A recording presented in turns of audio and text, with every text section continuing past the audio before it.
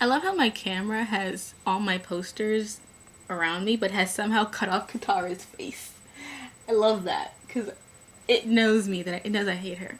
But anyway, this is my review of the Vampire Diaries, the first half of the first season. So I was exceptionally bored 2 days ago because there was nothing to do in my house.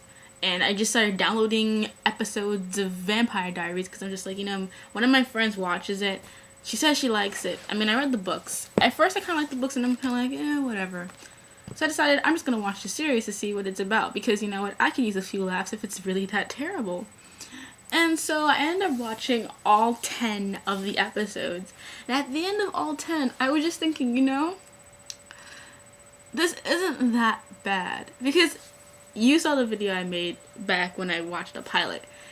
And I think the pilot was one of the most boring episodes of the season. And it was slow in the beginning, but around episode 4, it starts to pick up a lot. And it's not amazing. It's nowhere near the quality of True Blood at all. Plus, it's on the CW, so that of course inhibits it from being at that type of level. However, it's not great in terms of, plot or anything, because there's nothing really stands out about plot or something, because basically it's every vampire, vampire human romance we've got right now, just in a high school level. But what it does have is not all, but some really, really fun characters. I mean, Damon and Bonnie are my two favorite characters in this show, because Damon is just he's so vampire. You know who he reminds me of? He reminds me of Lestat. Not great as how Lestat, that same kind of bratty, I'm a vampire, I'm gonna do what I want kind of attitude that I really love. He's got that, and I really enjoy that. Bonnie, she's a witch, and she's African American, and I of course was totally in love with that, because we don't have enough African American witches in media, in my opinion, and they're my favorites. Lexi, who was a one-time character, funny, hilarious, loved her. What else did I really like?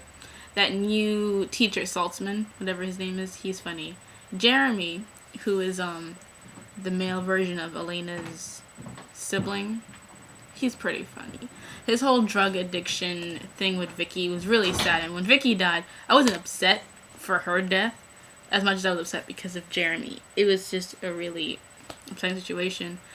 But I'm not really fond of Elena or Stefan, although I will say Stefan is built. He's got nice, But he and Elena, their whole love thing is very boring because you know how it's gonna go. It's really just you know how it's gonna play out. Eventually she's gonna choose him, even if they do that whole Stefan is. What's gonna happen. It's gonna be Elena and Stefan, no matter what. And so that predictability kind of just makes both their characters and their story of love just kind of blah, because they're gonna end together. What I did like, however, about this series, and the only part I really liked about Stefan and Elena's interaction, was that Elena in this series had one of the most authentic ways of handling the vampire boyfriend situation. I mean, the way she handled it was the most realistic I've seen in a long time. Twilight, it's she doesn't really care. True Blood, they're already out there. Vampire Kisses, she likes vampires. This was something where she's just what? And it came for a few episodes, but then she was in love with him. The whole episode with Lexi, I think, really kind of made it so that, okay, I get their relationship now. And that's what I liked about their whole relationship thing. And now it's getting to the point where the last episode I saw, she just found out about Catherine, how she looks like her, and now they're gonna go into that a little bit more. So while I don't think it's an amazing show, I think it's decent. And I think that the first couple episodes really mislead you into thinking how terrible the show's going to be. It's not great. I'm not saying it's great, but I'm saying that it's a fun little vampire show for us waiting for True Blood. Because True Blood's not coming out for a while, and we need something to hold us down. And Vampire Diaries is a good little supplement, and I'm going to be watching the next episode on the 21st. I think it's coming out. And, yeah, that's basically it. I mean, it's fun. It's not too serious. For a CW vampire show, it's pretty okay. It's not...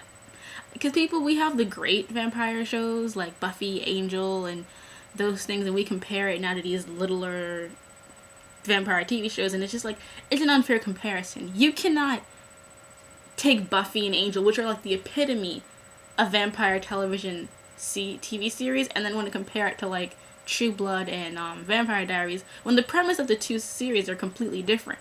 I mean, Buffy is one of the strongest female leads we had in the 90s. Her and Xena were like two of the icons of femininity and of female strength in those times. Compare them to like Sookie and Elena is just unfair because they're not playing that same role. They're completely different characters. And while I understand that we have high expectations, those of us who grew up with those kind of shows, I think we also have to understand the fact that, you know, this is a whole different genre of vampire we're dealing with. That was when vampires were strong and them being evil was acceptable. We're dealing with right now an era where people don't appreciate the scary vampire. They all want the good vampire with like the bad edge, but it's really sweet. That's what we're dealing with now. They're not even on Angel, who was like, Angel was just certified badass, and then he got good later on with a lot of extra shit happening to him. Right now, we don't even have that area. They're all just really, really good. And it's totally different. Totally different. And while I prefer Buffy and Angel and their side of it, I'm kind of like, you know what? I don't like the pussyfied vampire, but if they're gonna do that, let's see them do it decently. And like Vampire Diaries is doing it decently. True Blood has been doing it very much above average. It's not near Angel or Buffy, but it's been picking up where a lot of other stuff has been playing it down, like Moonlight. I don't know what they were thinking with that, but in general, Vampire Diaries, it's fun. You hate it, not really gonna blame you. You love it, not really gonna say anything to you. It's totally up to how you feel and how you're willing your much to handle the wimpy vampire situation. That's it. See ya.